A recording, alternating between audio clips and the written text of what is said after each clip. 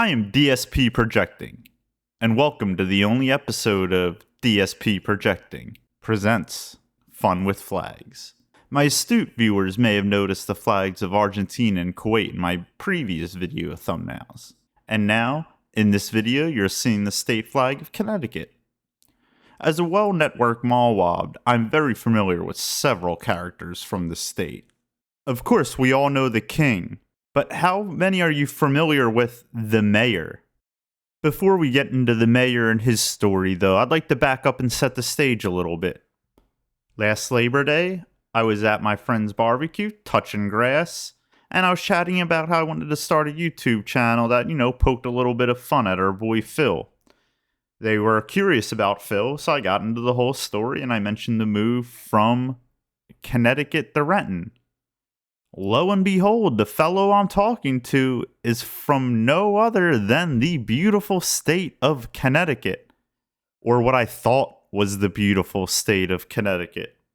Mallwabs are familiar with the idea of tone at the top, or a term that describes the ethical climate and values of an organization and the commitment of its leadership to those values. I believe that this theory can not only be applied to an organization and its employees, but a king and its peoples, a mayor and its citizens.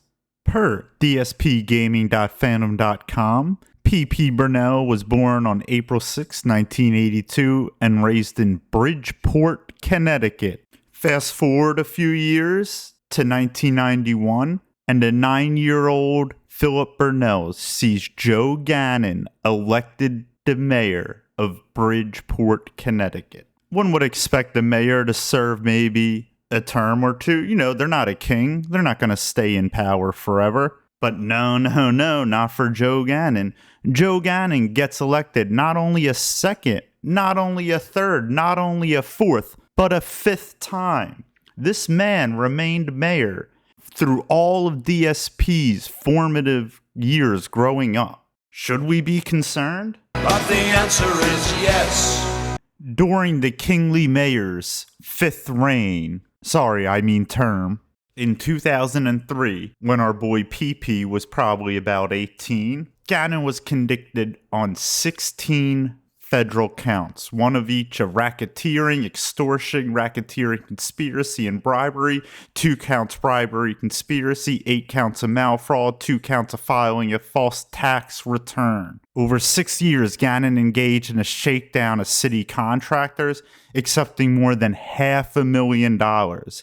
He took bribes in the form of cash, food, wine, clothing, home renovations, and diamonds. In April 2003, 2 weeks after being convicted, Ganim resigned from office. As Ganim rotted in federal prison for the next 7 years, our second favorite mallwab was no longer a student and becoming the master.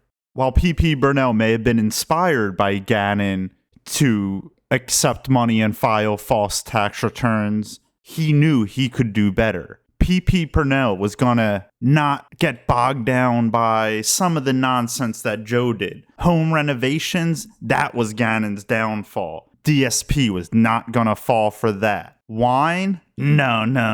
DSP can do better. We're getting the gin. $500,000 over 10 years? Our boy DSP can one-up Joe Ganim there. 16 years and $500,000 just in WWE, not to mention all his other addictions in life.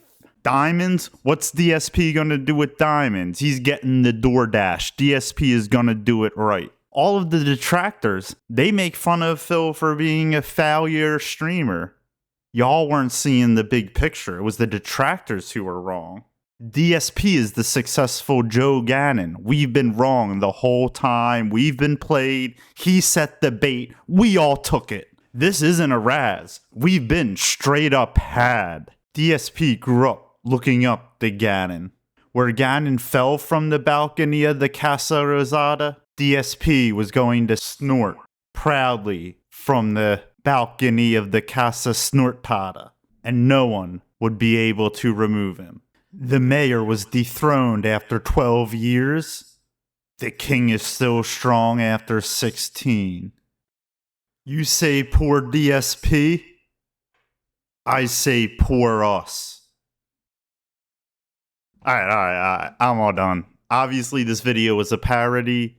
I really don't respect DSP at all. I'm not saying I approve or disapprove of what the mayor did, but you know, the dude did what he did. He served his time. DSP is just on stream being a little nervous wreck about it. Yeah, the mayor was a man. He owned up. Not only did he do his time, he got out and got elected to be the mayor of Bridgeport 2 more times. All of this is real. Go read the Wikipedia. Yeah, it's funny. Like, no one cares about the shit DSP does. It's just that he's just a little punk about it and doesn't own any of it. Like, if you went on stream and was like, yo, fuck paying taxes, I'm gonna gamble my money away, or not gamble, but I'm gonna spend my money on WWE champions, fuck the police, no one would care. We'd all respect you. But no, you get on there and you're a little nervous begging, dude. It's sad. It's easy to make fun of. All right, enough ranting from Raven. Thank you, everyone, for all your kind words. The interactions, the watching, the views, it's all been great and much more that I expected.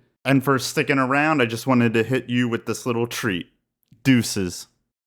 On the next Arrested development, Tobias found his experience as a therapist was helping him deal with his new cellmate. Yes, but where does the hate come from, Bill? What causes it? The Jews